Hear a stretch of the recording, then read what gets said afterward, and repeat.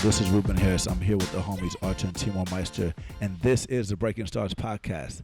Timur, can you please tell the people what we're doing today? Yeah, so we started recording this podcast about a little over 2 years ago, and it was a Sunday morning. It was a beautiful day outside, and the first conversation was with Aubrey Brown, episode number 1. Back at that time, the podcast was just an idea. And not a lot of people know this, but we recorded 30 episodes before we released our first one, just so we can make sure this idea turned into a reality.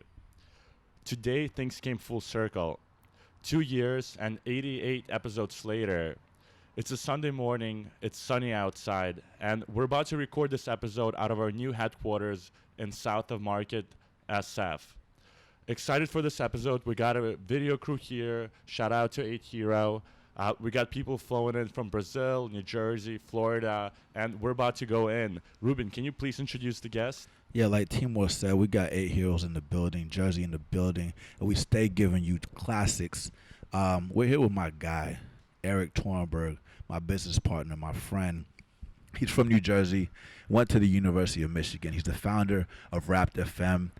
He was in Detroit. He went to 500 Startups, was the first employee of Product Hunt, started the Product Hunt podcast.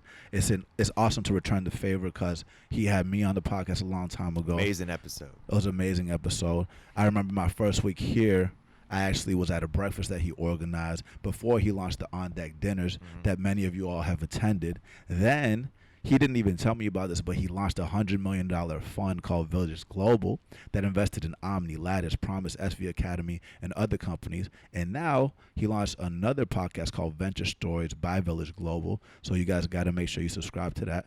And before getting into this episode, that's going to be not just about what VC is, how to break into VC, what it's like working at a startup. I just want to say welcome, Erik. It's an honor to be here, guys. I remember before we started the podcast, Ruben, you had this photo on Facebook with you, with all you guys recording, and you were like, "Something's coming." And it's this ominous-looking photo, and you guys have built something so powerful and has impacted so many people. So I'm honored to be here. I'm honored to be your friends and welcome. Yeah. Thank you, man. And so, as Timur mentioned, this is the first episode at our new headquarters in Soma, right by the Pinterest building and Airbnb building, and it feels really, really good. And we have office hours every Friday. And when I asked a question to the room about what venture capital is, who knows what venture capital is, very few people could answer that question. So to start off, can you tell the people what a venture capitalist is and what a venture capital fund does? So very simply, a venture capitalist invests money into startups. There it is. Yeah. And so why is that important for someone that is trying to break into startups? Well, a few things. One, because if you're trying to break into startups, one potential way is you can start working at a venture capital firm and get exposure to lots of different startups at the same time. Two is venture capitalists, one way to get a job at a startup is to build relationships with people in VC because they work with a lot of startups so they can help plug you in. And three is if you're trying to start a company, you want to be friends with venture capitalists because you want to raise money from them, potentially. Yep. And I think it's also relevant to a lot of people in the job search because the same way a VC or venture capitalist evaluates which company to put money in, every employee should also evaluate every company. Which company am I going to give my time to, right? And they're making the biggest bet because they're only making one bet. Yeah. You guys are making multiple bets across your portfolio. So you got to be VC with your time. Yeah. There it is. VC with your time. So kind of tell the people who are listening, like, what do you look for in these companies? What are signals that tell you, hey, I believe in this founder, I believe this idea, I want to put money into this business? Yeah. So a lot of it at the earliest stages, we invest sometimes day zero, like 2 people an idea. A lot of it is I think what people underestimate is founder market fit. So like Brian Chesky, CEO of Airbnb, awesome company. But if he was doing a food delivery startup, like I don't know if that would have been enormous. Like you look at someone like Ev Williams and Medium, right? He previously built Twitter, built Blogger. He really understands these platforms. If Ev was running a company like Uber, like I don't know if that would have worked out. Or Travis with Uber, if Travis was running Medium, some of that like is all about design and sensibility. Like, I don't know if that would have worked out. Yeah. So you can't look at the person separate from the idea and the opportunity, if that makes sense. Totally. Yeah. And speaking about, being phase zero at a company, you have personal experience doing that, not as a venture capitalist, but as an employee. So can you talk to us a little bit about your experience moving from New Jersey to San Francisco after you founded Wrapped FM to become the first employee of Product Hunt, and how all of that happened? Yeah. So I grew up in New Jersey, moved around a bunch. My parents are immigrants. My mom is from Colombia. My dad's from Israel. So I never, the whole world is my home. And I went to University of Michigan. And then after, while I was at Michigan, I was into a bunch of stuff, but there was this guy, Dan Gilbert in Detroit. He owns Quicken Loans, the Cleveland Cavaliers. He's rebuilding Detroit. And one of the things he's doing is he's offering, he's trying to invest in students coming out of Michigan schools if they build companies in Detroit. And so I built this idea at a startup weekend. It was a sort of a hack idea just for fun. It was called, this was when chat roulette was big, and it was called Rap Roulette. Rap roulette. All right. And he invested in it on the spot. Yeah. Wow. And what did the idea do so people understand? It was like chat roulette for rap battles. All right. So you log in, you like randomly get assigned to a room, and then someone else is on there, and you're battling with them back and forth. Yes, and a live audience watching, chatting, voting. Damn. Wow. Like think of HQ Trivia like 6 years before, like a game show around rap. Wow. That's hella dope. And we changed our name because chat roulette had some unsavory connotations back in the day. I don't know if you remember. Understated. So Wrapped FM, and I was in Detroit for a few years building that. Crazy experience. And then we had gotten into, we got through an accelerator in Detroit. We raised a seed round in Detroit, and then we got into 500 startups, and that was my move out here. Never been here before. For the people that don't know, what's 500 startups? 500 Startups is an accelerator, like Y Combinator is an accelerator, which is a program for people all over the world to get their first money in, build product. So they provide you with mentorship, coaching, and you're in a group of other founders, so you're learning from each other. And then at the end of the program, you're ideally have a great product, great like investors, and then you're able to raise capital and kind of go on your journey of scaling this company. Yeah, I've been through 4 accelerators in my life. Wow. I love accelerators. I started an accelerator Village. I think for especially young person, for anybody, it's such a great way to learn. Build relationships. Awesome. And so you have Wrapped FM. You got the funding. Somebody in particular was a user of Wrapped FM. Who was that person? And how did it lead to where you are? Totally. So I moved to San Francisco, and Wrapped. We were talking earlier about the risk of starting a company. Wrapped FM, it didn't end up being a huge thing. Shocker. I thought at the time, but it led me to build so many interesting relationships with so many people. Yeah, and I think a lot of people, especially founders, they talk about starting companies, but they don't talk about dealing with failure and burnout. So tell us a little bit more about kind of what was the point where you realized that this idea is not gonna be the next Facebook or Airbnb, and how did you deal with that realization? Yeah. Well, I had a voice in the back of my head for all 3 years, man. But the last 6 months, it really became clear it just wasn't taking off enough. And the ideas are dangerous, the ones that have a little bit of legs but not enough. Because if it has 0 legs, you're like, okay, this just doesn't work. But if it's you're like, oh, maybe you just change a little bit. And so we kept fighting, but then life stuff came in the way, and we realized, hey, there's just no way we could do this. I also, it was interesting, a lot of people try to combine sort of a passion and a business, and sometimes it doesn't work. And the things that I was interested in building with Wrapped FM weren't necessarily the things that were going to lead it to be a huge company. And so, I guess I sort of got disillusioned with the music industry. But or at least in that particular concept time period, so we weren't making it, and I was like, what am I going to do? I was writing down lists of all things I could potentially do. It was like, I could, and the way I thought about it was if I'd started any company, what would I have started if I could have started any company? I was like, I can get a job maybe I can go work at Quora. I wish I started that. Maybe I can go work at LinkedIn. I wish I started that. Maybe I can go work for Terry Gross or Charlie Rose or someone like that. I wish I love interviewing people. Yeah. And I just made maybe New Yorker. I read the New Yorker. Just made a big list, and just so happened that one of the people who were the earliest users of Product Hunt His name was Ryan Hoover. Yeah. Earliest users of Rap FM, right? Yeah, sorry. Yeah. Earliest Yeah. user of Rap FM. Yeah. And he wrote this article about turntable.fm, which we really were inspired by when we were building Rap FM. And I just invested in the guy who started Turntables FM's company, full circle. Dope. Yeah. Which is Glamcam, which is awesome. And so Ryan wrote that article, went viral. I reached out to him, didn't know he was even an early user of Wrapped. His friend was actually one of the first rappers ever on Wrapped FM, and we became friends. And so when he said, or when I saw that he was working on this, really what is a side project at the time, Product Hunt, it was one of a few different side projects he was working on, I was like, let me help you out.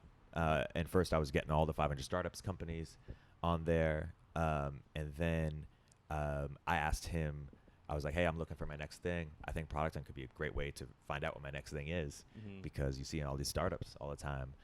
I was like, can I help you out? I'll volunteer for free. Like, just let me just, I know you're not answering my emails. That's how I know how bogged down you are. Yeah. You need help with customer support. Like, I'll do anything. Yeah, and I love that you brought up like volunteer for free, because there's a lot of people, especially founders, people that have raised capital before, who have kind of their ego now, and they feel bad going to work for someone else because, hey, I've been telling all my friends that I'm an entrepreneur, I don't like have a boss, and then when your startup doesn't work out, like, what do you do? Like, do you start another company, which obviously you have some blind spots since the previous idea didn't work out, or do you go work for someone else? And you didn't just go work for someone else, you also volunteered for free. I which is I huge. remember I volunteered for free too, for banking. And then even my first opportunity at alt school that I wrote about was a contract job before. It was a full-time job, but like it was just volunteering to support with anything. Yeah. And to be sure, he paid me. Okay. He was like, I can't have you work for free. Yeah. but you offered it, Yeah. And shows humility. Yeah, totally. And another thing, you gotta have low ego about this stuff, and we're always keeping our egos in check, me included. But one other thing with Wrapped FM that I was proud of was, so this guy Anthony Saleh, he's Nas's manager and Future's manager, YG's manager, Alina Baraz's manager, Flex mogul. He's got a venture capital fund called Queensbridge, which I volunteered at, and that one unpaid. But he paid me in learnings. So I was like, you got to invest in Wrapped FM. And he was like, I'm not going to invest in Wrapped FM, but I'll be an advisor. And what I ended up doing was I actually sent him a bunch of other startups to invest in. So he didn't invest in my startup. I was like, but you might want to invest in these other ones. They're blowing up. They're in this batch, 500 demo day, YC demo day.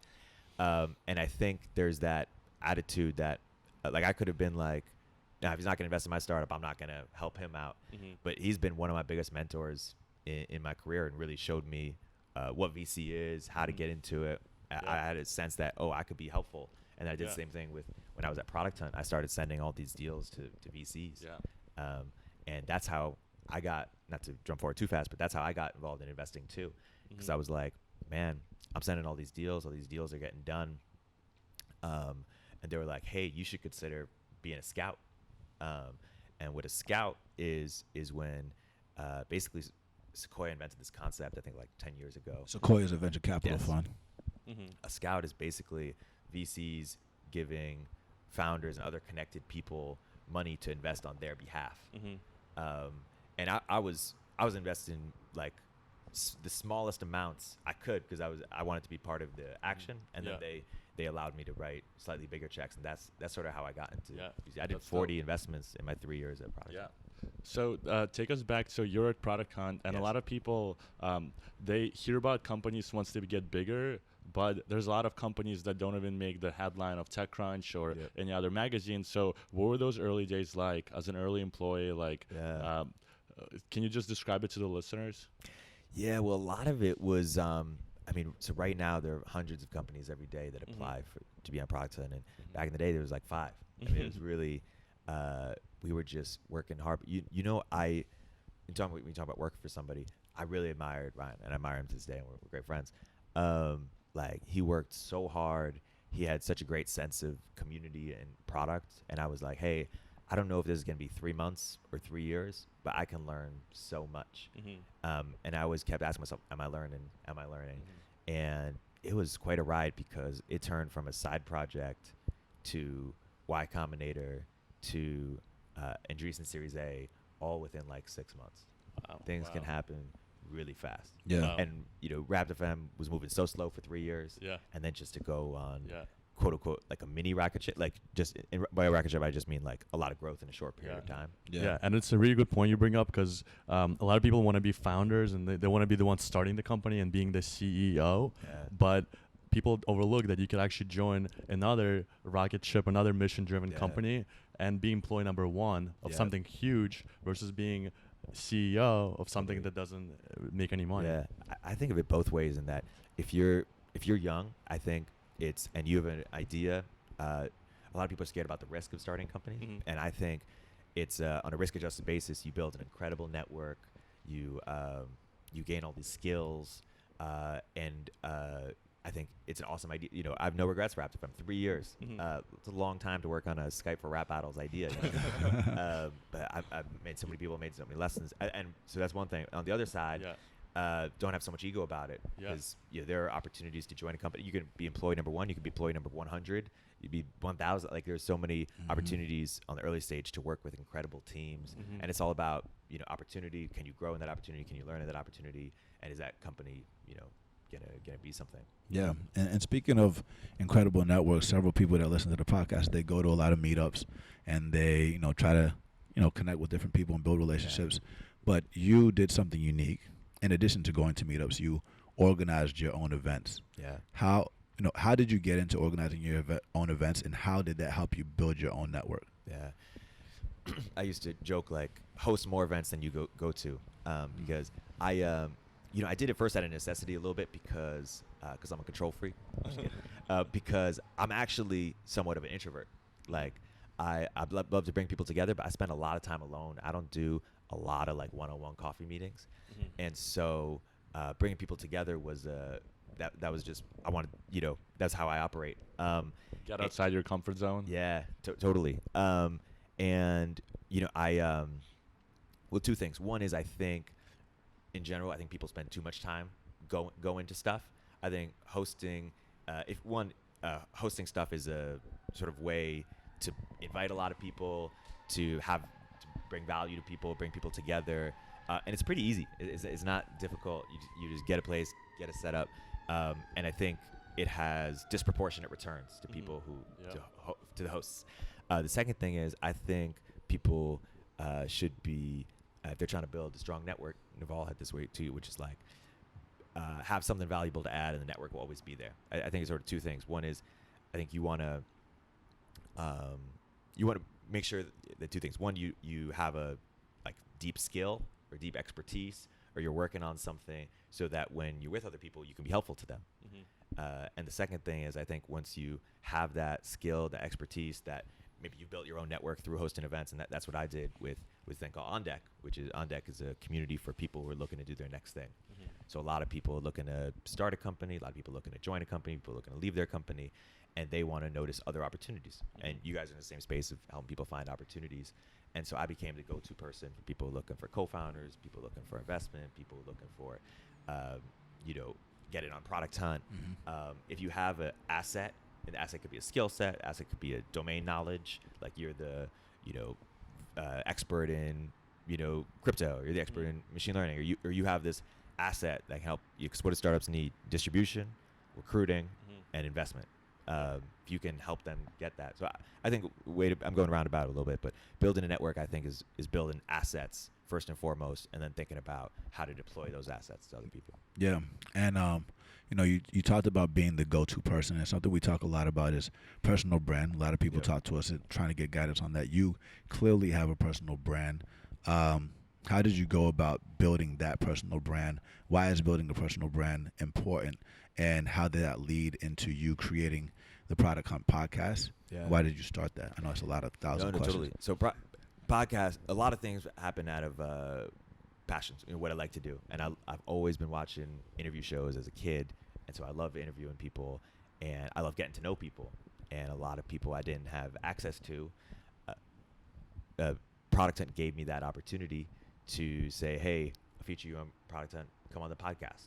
And so that was a way to meet people, and it was a way to do a passion. What were the other questions you asked? Why is it important to create a personal brand? Yeah, it's interesting. I I haven't thought about it that explicitly. There was a quote, Kanye, how do you pronounce his name? Makubela? Oh yeah, Kanye Makubela, yeah, from Collaborative Fund. Yes. About to start his own thing. Awesome guy. He said, and he was quoting somebody else, be known for something or be known for nothing. There it is. And I think the deeper point beyond that is instead of thinking about how to brand myself, what Twitter bio I should use, what Instagram is like, who are you? Like, what skills do you have? Like, be known for something, which means have something to offer and have something very specific to offer. And so for me, I knew that Product Hunt was an asset that I could get people distribution, and I wanted, in terms of being the go-to person, I wanted to build because I don't know how to build stuff. Like, I'm not the best engineer, I'm not even an engineer. I'm not the best product person. Like, I don't have any super skills, and I never did, and that's why I had to be smart about how to be valuable. And I really, when you don't have anything to offer, you really know that. Like, I did know that. I think you're also being humble. Yeah. Yeah.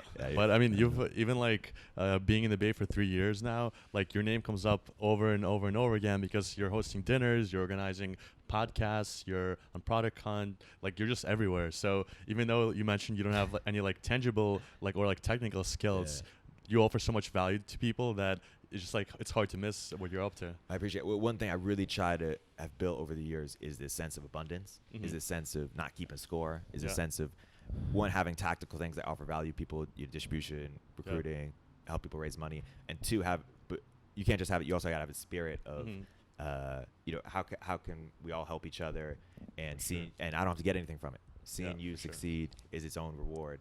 And I mean, let's touch on that a little bit, because like I think what's unique about your events, you're not just hosting these events that are these huge network. Well, you do. Product Hunt events have huge waiting lists, so they are. You definitely do the big events, and we're going to talk about that. But I also think you do something unique with these meetups that are small and intimate, and you have food, and emotions are a part of it, and you have people getting to know each other on a personal level versus a professional level. So tell us why you do that, and how that's also helped you build your network. Well, one, I got to say that my favorite event ever was the event we did together a couple months ago. The Rise retreat, Breaking into Startups retreat. And video coming soon. Stay tuned. 3 days in Tahoe. And I think that's sort of a metaphor for what I like to do, which is, we all work so hard. Sometimes people don't have, especially in San Francisco, it's tough to build communities, to have people connect with on a personal level. And so I think when we can create a space for that, for people to not just talk about their job title, but to talk about something that's important to them, or their history, or where they're from, or what their parents are like, or whatever. That it's refreshing. It's a different take, and so love to bring people together in small groups. People I think would be great together. Yeah. So my question to you, it's a little bit of a tangent, but everyone thinks that when they're starting a company, they should come to Silicon Valley. But what you have done, if let's say you couldn't have come to Silicon Valley, do you think you can recreate the same type of network, the same impact in other cities or in other countries around the world? Yes and no. Yes and no. I think so. I'll do with the no first. I think when you're young, and we're all young, I think the biggest decisions you make are, who am I going to spend time with, both personally and professionally. And where am I going to live? And I am really happy that I'm here, and I would advise myself to come here because I want to do something big in technology. So I think there are disproportionate sort of returns in terms of like the talent that's here. It's absolutely incredible, and the focus and the depth. In the same way that if I wanted to be in entertainment, I would go to Hollywood, or finance, New York. There are lots of places that are hubs all over the world. At the same time, that's changing because the rise of the rest. I mean, Detroit's got a burgeoning ecosystem. No, go ahead. Yeah. Oh, speak closer to the mic. Yeah. Cool. Yeah, all good. Detroit's got a burgeoning ecosystem, and with better technology for remote teams, with VR, with crypto, like there is, it's going to be easier to do it elsewhere. So I would still tell myself to come here, but it's easier and better to do it elsewhere. And what I would do elsewhere, if I'm trying to create a community, is create a focused community. Like if I'm in Detroit, I'm going to create the like mobility community. Like where can we have a comparative advantage? Yeah. That's what I'm thinking about. Yeah. So, in addition to investing in these companies, you also help a lot of them on the recruiting side. And as founders, they face a lot of challenges putting together a rockstar team. So, can you share a little bit about kind of what are some of those challenges that companies face, and how do you identify that rockstar? What are the qualities that you look for? Yeah, a few things. One is really look for people that have a bias for action. So, if you're an engineer, if you're a designer, if you're a product person, what have you built? Like, where's your portfolio at? Like, what are you doing? You know, and I love seeing people who working on side projects, who are building stuff, who really got something to show, because it shows that they ship. They have a bias for action. If you're non-technical, and I don't really like that word because it sort of implies like some sort of handicap or something. I'm non-technical. I agree, me too. Yeah, we got to find a better word. But if you're not building or engineering, if you're adding value in other ways, you got to show that too. Yeah, adding value in other ways. I like that. Yeah, are you hosting hackathons? Are you bringing people together? Are you what are you doing? Like, and startups, when we say what kind of challenges, man, they're trying not to die. They're trying to sell stuff. They're trying to get partners. They're trying to raise money. They're trying to. There's so many. I think if you're an early stage startup, you really want people who are going to solve your problems, who are going to step in right away, and like true hustle is really rare to find. And so I think as much as possible, you want to show that in advance you're already doing that. Like what's the legendary story of, I think, of Ryan Graves didn't even have a job and he was signing up customers in Chicago for Uber. You can't say, and I think Ryan was being ignored in the beginning, but he was like, hey, I got some customers for you. You can't ignore. Yeah. And a little more context on Ryan and who he is. Yeah, Ryan Graves was the formerly CEO of Uber and now board member of Uber. And had what people call the $1 billion tweet, which is Travis Kalanick, the former CEO of Uber, had a tweet that said, looking for biz dev killer. You just tweeted it out. And Ryan said like something like, I'm your guy, wink face. And I'm sure that got no response. But then he just did the work in advance. He signed up some customers, and he became the CEO of Uber. And he's now a billionaire through the tweet. And to unpack that a little bit, so if you're someone who is looking to join a company or like find a great mission company to work for, first do your research, understand the challenges these companies are facing. And as a startup, one of your most biggest challenges is acquiring customers, right? Customers and product. So if you could help them on either of those, how to build a better product, which implies understanding the pain points of the customers, right? So go out there, find 10 customers who are either current customers or potential customers. Just do user interviews and ask them about what they like about the product, what they don't like about the product. Gather the information, create a presentation, and submit it to the founder, the biz dev person, and just share it with the company, and then they'll see tons of value out of it. I mean, that's what Patrick did to breaking into startups. Like he just made a presentation about our podcast and broke in. But speaking on what you just talked about, Eric, can you break down due diligence that a venture capitalist does, and like talk about it from a VC perspective, but then also from a user perspective of why it's important to research the companies that you are interviewing with? Because a lot of people we see in the job search, they just pick companies based off of who's hiring in a role, and they know nothing about the company. Right. Well, at first, let me just add to that's how like the first 10 hires at Product Hunt were sourced. It was users from the community who added value before. So Andreas Klinger, who you guys should have on the show, shout out, CTO, he built a Chrome extension. He was just doing it for fun, and Ryan was like, okay, I want to use this. I got to hire you. What are you going to hire me as? And he didn't have a role in the beginning, and then he became CTO. Like my role at Product Hunt was hustling. That was my role at Product Hunt for the first 6 months, and then it became founding team. So low ego, just do the work up front.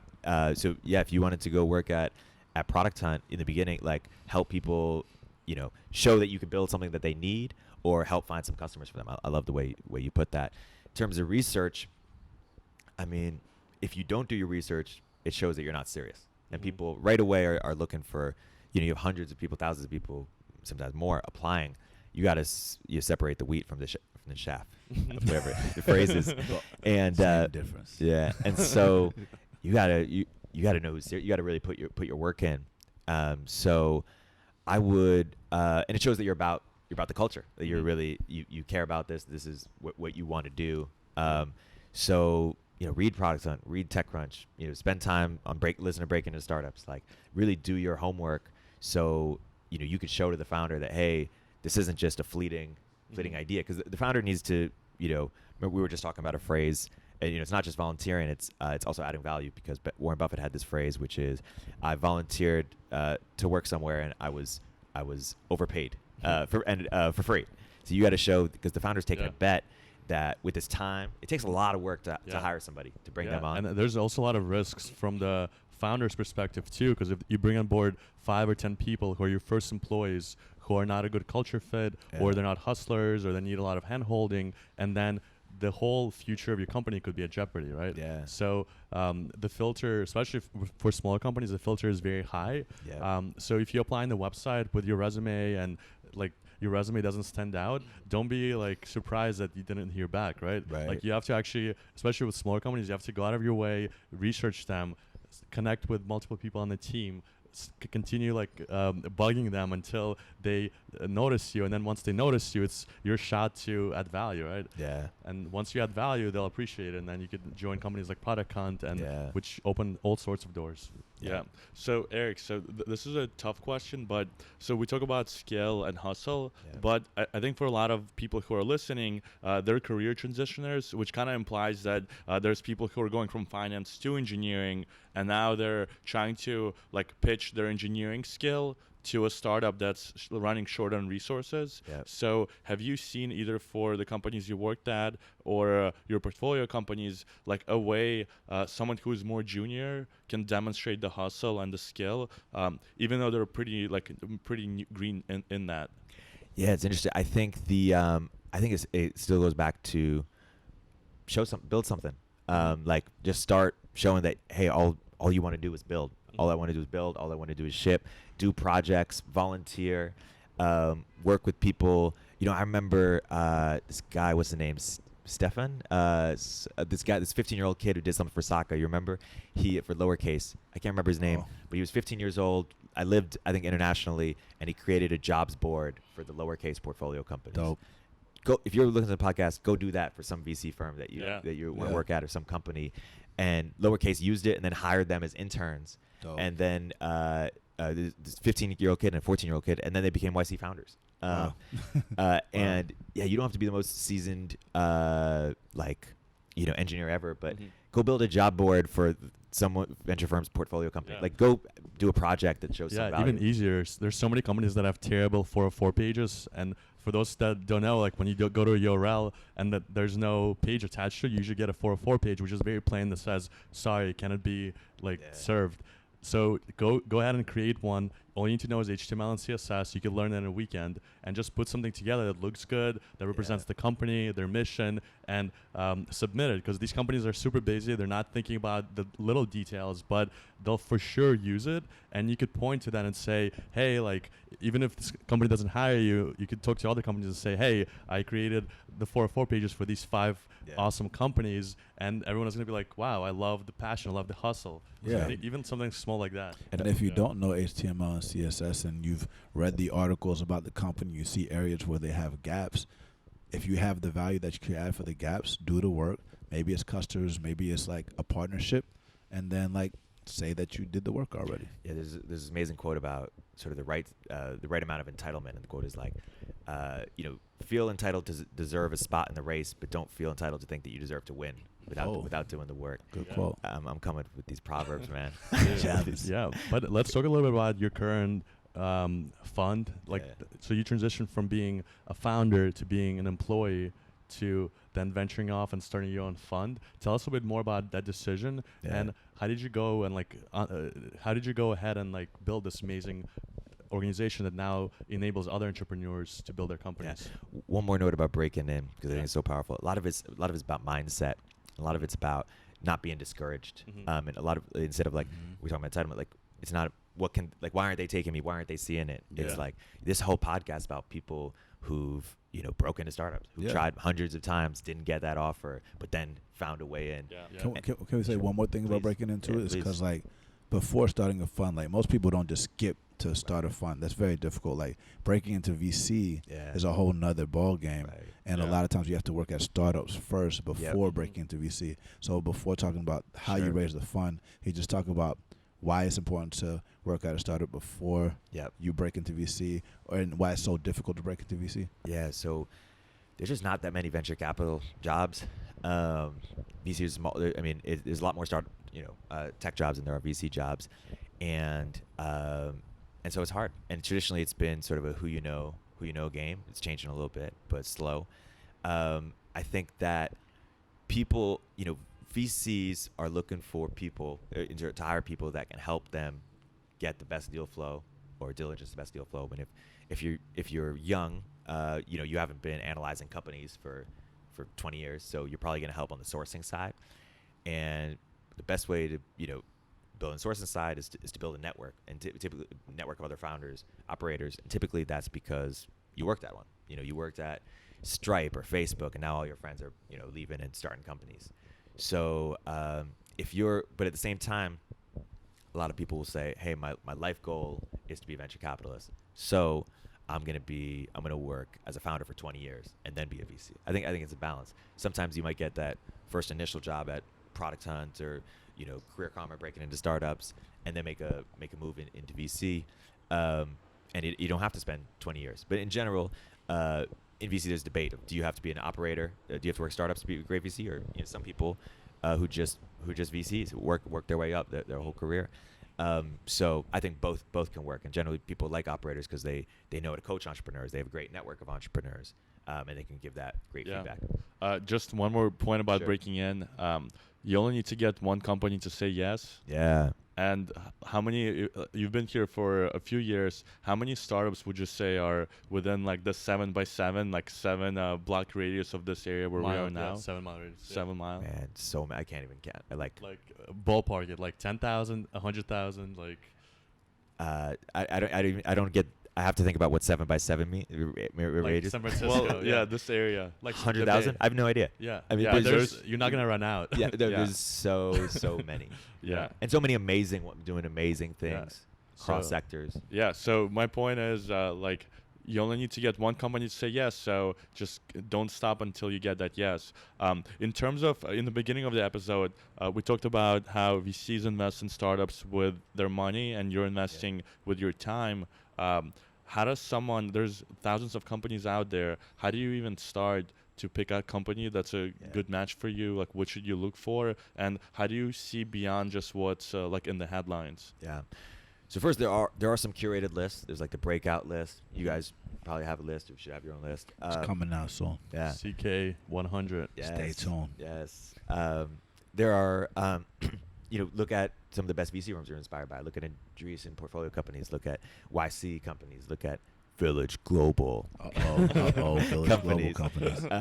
And see what you're inspired by. And a lot of people, if you're open-minded, that's amazing. You even got more opportunities. You work something in drones or in crypto or in virtual reality, and then look for. I mean, it depends what you're trying to do long term, but a lot of it's a numbers game. Like really making that list and then having the conversations and seeing where the opportunity is, and being both. This tension between being both picky as to the right opportunity, but also being open-minded and keeping your ego in check. So Erik, this is your first fund, and what's unique about this fund is that your limited partners, which we'll explain in a second, are some of the world's greatest people in technology. You have Jeff Bezos, who's founder of Amazon, Reid Hoffman, who's the founder of LinkedIn, Marissa Mayer, Mark Zuckerberg. How did you curate that group of people to believe in you?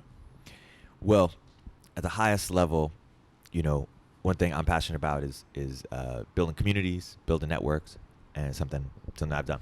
And so, I teamed up with this guy named Ben Casnocha, who's an entrepreneur, an author, investor, and I'd been following his work for a decade. Shout out to Ben. Yeah, we're like the same age, but he's a prodigy, or he's a couple years older. But I followed his work for his decade. He became, advisor and friend to me back in the Rapt FM days, and we'd always talked about doing stuff together. And he really understands networks. I really get communities. There's overlap, of course, but we wanted to team up. and he was the chief of staff for Reid Hoffman. Oh. And then we later brought on, we brought on as co-founders Ross Fabini and Ann Dwayne, who are amazing as well. Mm-hmm. And we said we want to try to do something different in venture. We want to try to build, the best networked firm in the world. And so, but that means we wanted to do venture as a network. So have networks built into the DNA of how our firm operates. So we said we're going to try to do a few things different. One of those things was our LP base. Now, first, let me describe. LPs invest in venture capital funds. They're limited partners. Yes. VCs invest in startups. LPs invest in venture capital funds. LPs typically are big institutions, endowments, university endowments, pension funds, hospitals, nonprofits, fund funds, family offices. And the one thing that's pretty cool about it actually is when, like Red Cross might be a big LP or Stanford might be a big LP, so that when Sequoia makes a lot of money, so 80%, typically firms operate in a way where 80% of the proceeds goes to the limited partners. So when VCs make money, a lot of the time people making the most money are organizations that really benefit the world. And so this is how, VCs feel good. One of the ways they feel good about what they do. Yeah. And we said, hey, most LPs are pretty passive. Like, you're not talking to, the Red Cross about startups, or most hospitals about. Most LPs aren't day to day adding a ton of value. So we said, how do we innovate on that? What if we can try to get the best CEOs we could find and create sort of a club where they would not just support with their money or even support with their brand, but also support with their time. They'd get to meet each other more and have beneficial relationships with each other, but then also find the next great crop of entrepreneurs that might sell to Amazon, or might sell to Facebook, or might sell to LinkedIn. And so the biggest ways we innovated were on the LP base, and we worked very hard to make that happen, and then on sort of a decentralized model to investing, because I was a scout and I was very familiar with that process.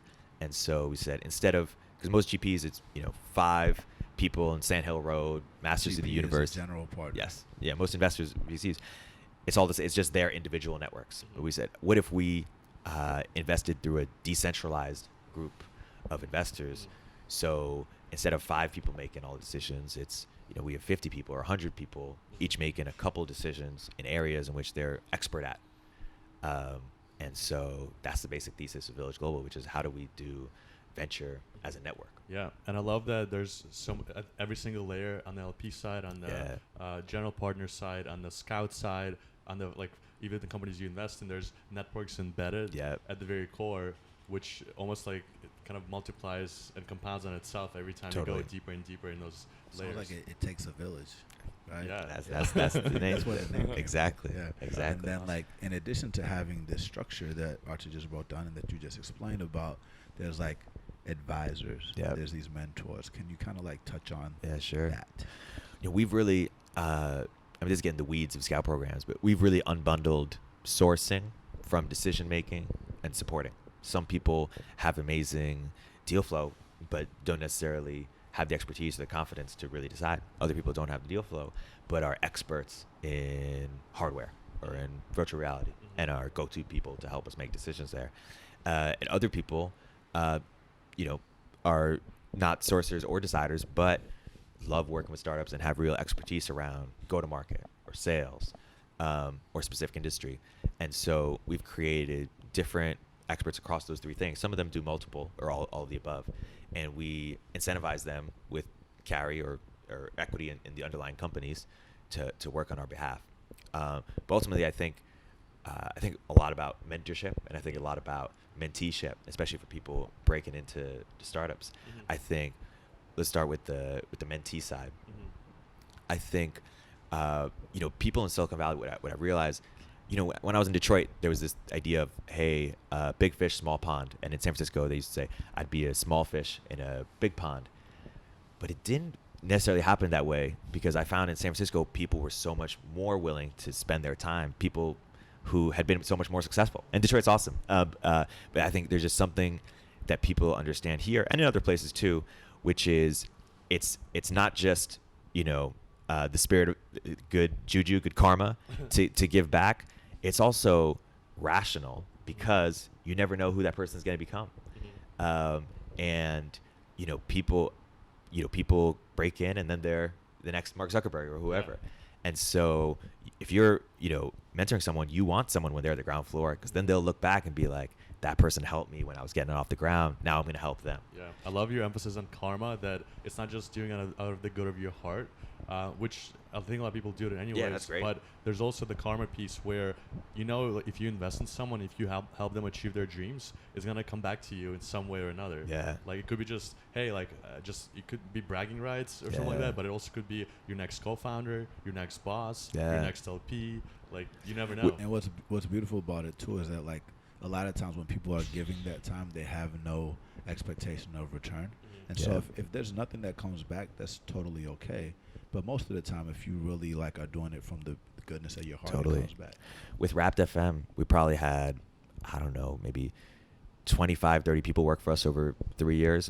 And a lot of them were unpaid interns. Don't tell anybody. We were trying to figure stuff out. Bootstrap. Yeah. But we,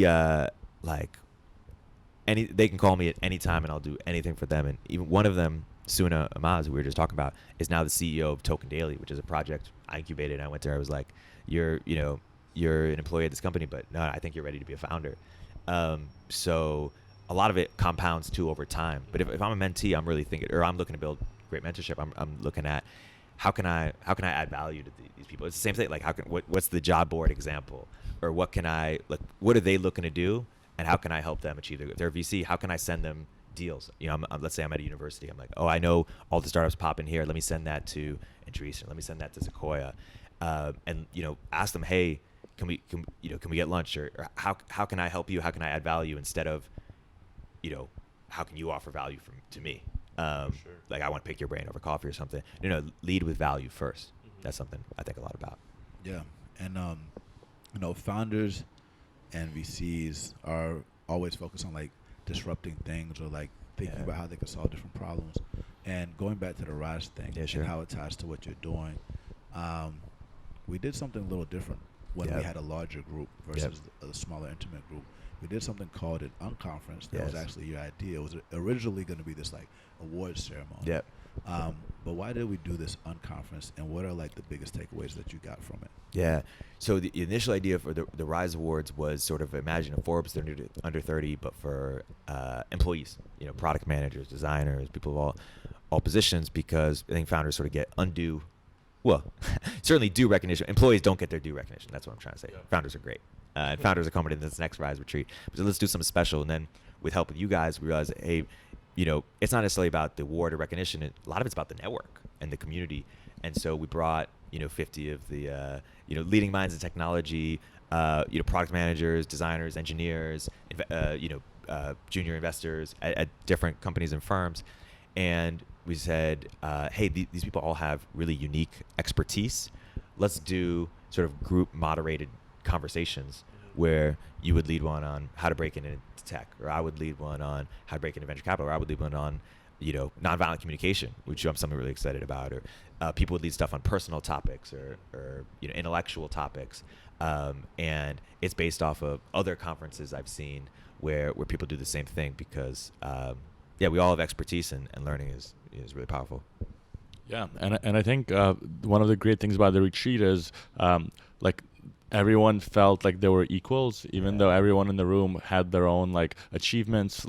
I'm forgetting his name, but there's a guy who started the Egyptian revolution. Wael Ghonim. Yeah, he was there, and it's amazing to see how everyone just comes together. Everyone cleans, cooks, and you just feel like you're part of a family. And it wasn't just professional things. We had things about lucid dreaming. Yeah. We had a Secret Santa thing. We had freestyle reflections. Rap. We had freestyle rap battles, which we'll show you guys a little bit about later. But it was amazing. So stay tuned for the next one.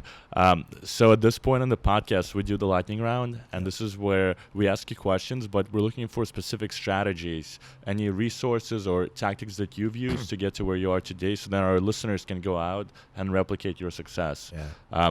With that said, Artur, take it away. Yeah, so this takes us back to the basics. So if you just moved to a new city, you only had $100, and you were trying to break into tech or build a network, what would you do, and how would you go about doing that?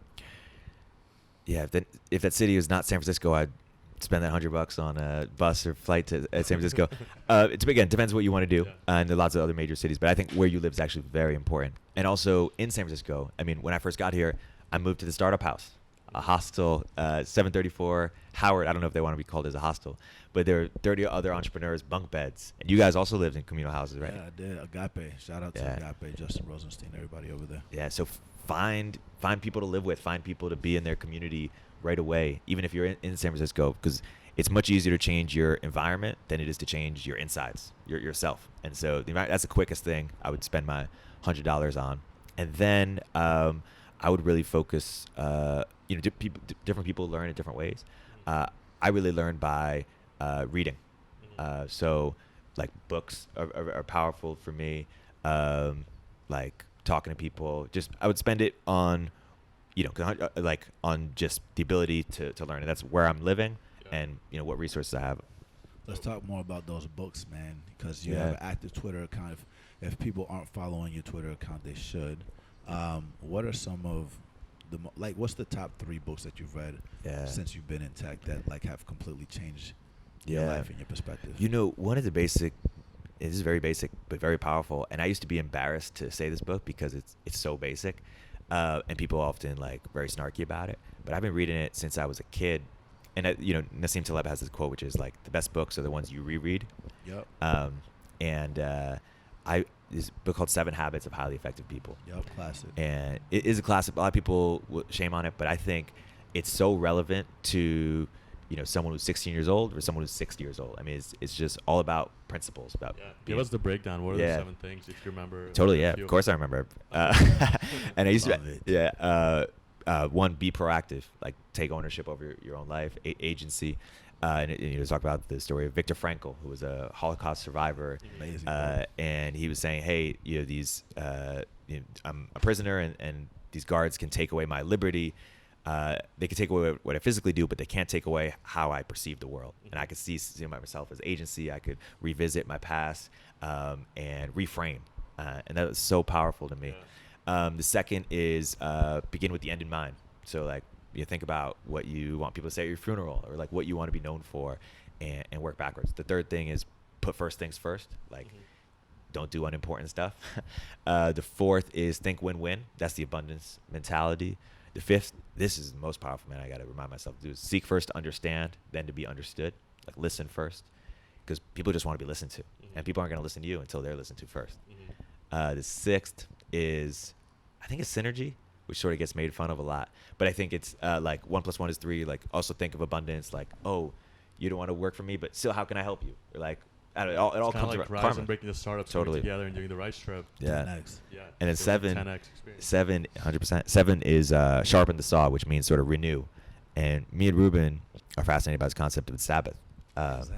Yeah. Break that down. Totally. So, I mean, I'm no religious scholar, but the Sabbath, the day of rest, like when you. And I'm not religious. I just do it practically. Like I think when I take a day, and I don't do it every week. Sometimes I do it once every 2 weeks. Sometimes I do it once a month if I'm really busy. But I try to take a day and I do no internet, no phone.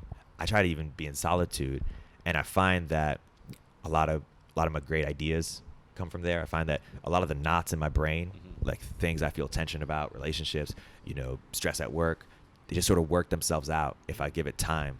And so if there's one of the things I would tell my younger self is just take a day, because so many things will like work themselves out. I don't know what the Sabbath break gives to you, man. But like to your point, I mean, a lot of times people are working so hard, eventually they burn out and have to take a sabbatical. But if you build in the Sabbath or a break every single week to not be stuck in muck, you essentially have that time to rejuvenate and come up with new ideas. And Timur talks about this a lot. Like if you're stuck in muck, you only see muck, but if you manage to flow above it, you still see muck, but you see it from a different perspective. That's how you come up with those breakthrough ideas. If you're working all the time and only talking to those users all the time, you're not going to come with those breakthrough ideas. You might, but it's very difficult to do it. So I would say that's important. And then also you have to take care of your health. A lot of times people sacrifice their health to build and solve these problems, and that's a beautiful concept. But a lot of times people that are the most like giving people in the world forget to take care of themselves and sometimes kill themselves before the Right. people that they're trying to take care of. Yeah. So It's a 100-year game. Like, pace yourself. Like, Maybe even longer now. yeah. yeah, find your rhythm. Totally. Yeah. So the next question, it's about success. Basically, there's a lot of people who are chasing like wealth. A lot of people who are chasing power, like fame. What is when it comes to success? What does it mean to you? It's a great question, man.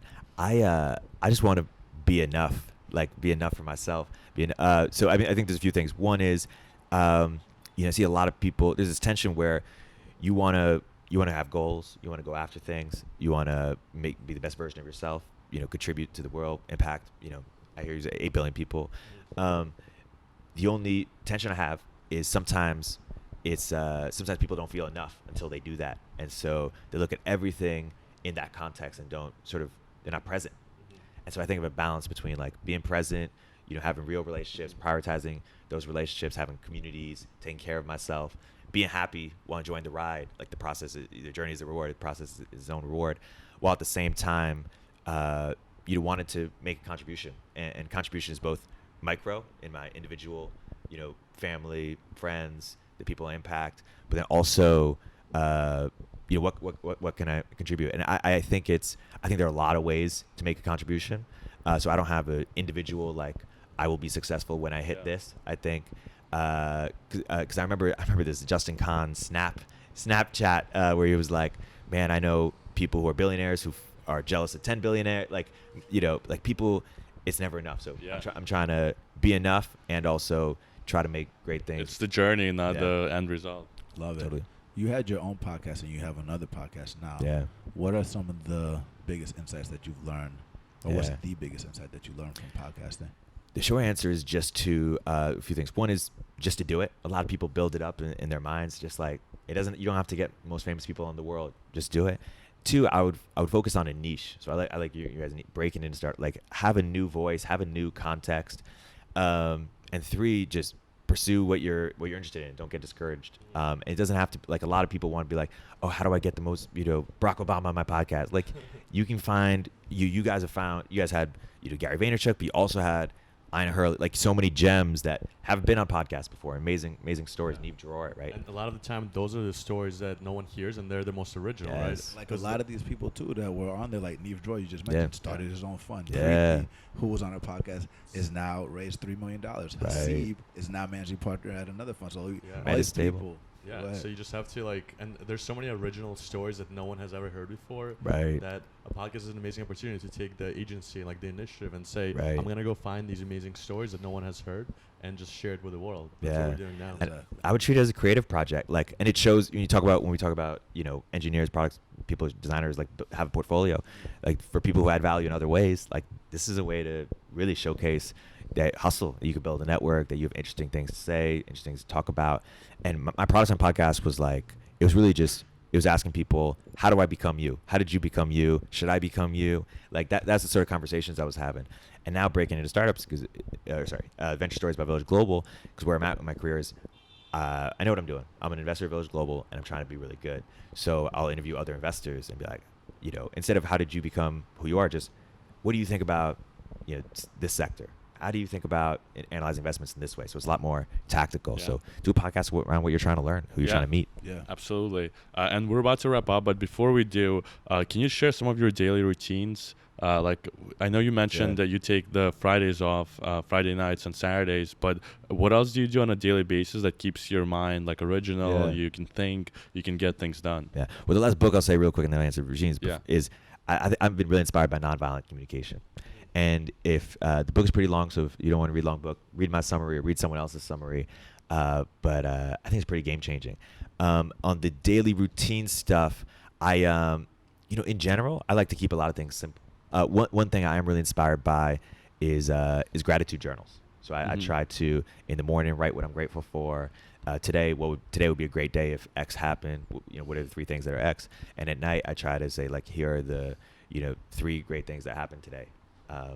So I'm big into gratitude. I think it's a practice. It's something you cultivate.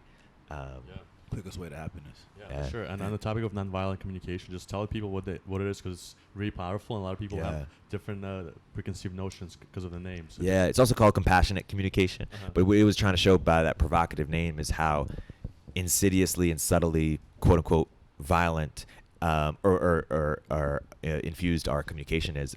And nonviolent communication is a framework that helps people reduce friction in communication, both when they're speaking to others, so they can speak most effectively and because we'll say like we'll say this really awesome thing, and then we'll say one passive aggressive comment, and the people only hear the passive aggressive comment. So how do we just remove the friction in our communication? Then also, how do we take other people's communication, and because they'll say all these passive aggressive, they'll throw all this stuff at us, and how do we hear what they're really trying to say? And then also, it's about the talk that we have with ourselves, because most of communication is internal. And so it is a framework that it goes into, and sort of a philosophy. So and I think it's key, just because co-founder blow up is one of the biggest reasons why companies I think it's the biggest reason. I think 50% or something like crazy, and a lot of it's about communication. It's all communication. Communication is key for interviewing and the job search and all kinds of other things. And we have less than 5 minutes left, but before we close and talk about how to get in touch with you, people don't know about our Ciphers and Ciphers idea that they're going to know about later. But I think since you started Rap FM and you're so talented at rapping, I'm not that talented, man. That we should end with a little freestyle rap battle, leveraging the Breaking Stars theme song. So I'm going to drop the beat. I know you're going to take the drink of water. We'll give a big shout out to Major 7 for allowing us to use the beat as a theme song. He's the producer of Devil Is Alive for Rick Ross and Jay-Z, and he put 3 on Future's new album. All kinds of other people, Rihanna. Erik Torenberg next. Let's get it. Only you guys I'm only doing this for you guys, man. This is fun. But Ruben, you also jump in on this? I'm gonna jump in. Okay. So I want you 3 to give me individual words. So incorporate. This is just totally off. Community. Sunday. What you got, Ruben? The Bay. Yeah. Listen. Downtown Detroit, I was living near 8 Mile. Matter of fact, chilling with the mafia of Maypal. Oh wait, I'm at mafia of PayPal. Oh wait, I'm in the Bay now. Oh wait, I got my escape route. Oh wait, did I say that? Oh wait, I know name drop. Oh wait, how a game at? Oh wait, where the train's at? But listen, me, matter of fact, I moved out for an opportunity. Killed, got the network and the net worth community. Listen, how we do that though? Really, then the juke and fro. I'm ramen out my ramen. I am really out my noodle, bro. Really, how's he do that ish? I don't new to this. Google this. The truth is this. Paul Pierce saying I'm the truth ish. Matter of fact, what was your word? I just forgot it. Community. No, yours. I thought it. Sunday. Oh wait, on Sunday I kick it with that pump play. Can't change the role models. I'ma change that runway. Matter of fact, that one day chilling on a Sunday. Oh wait.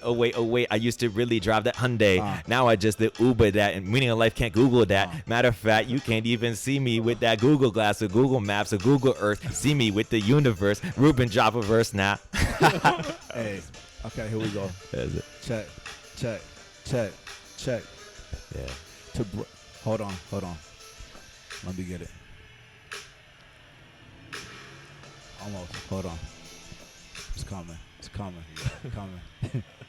To break into stardust, you get your smarts up. They said I'm not a culture fit because my skin's darker. Went to hack reactor, didn't go to Harvard. I used to think investment banking would make me smarter. Chris Dixon said wrong hill, Everest uphill, red pill, blue pill, hard work, no frills.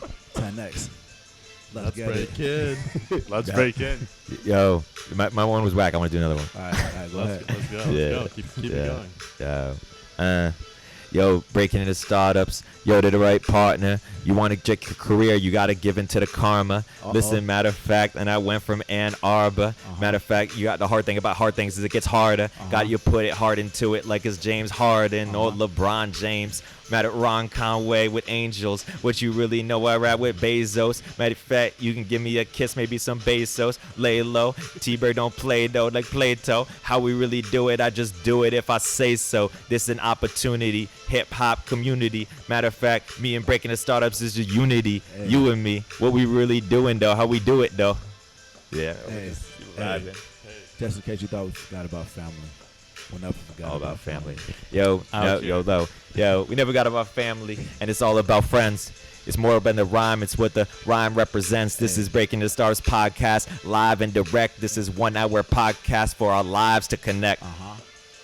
10X. All right, so how Rise and respect. Rise and respect. So when is the mixtape coming out? No mixtape yet. It's just all freestyle, man. It's coming soon. Coming soon. All right, so how can people get in touch with you? Tweet me.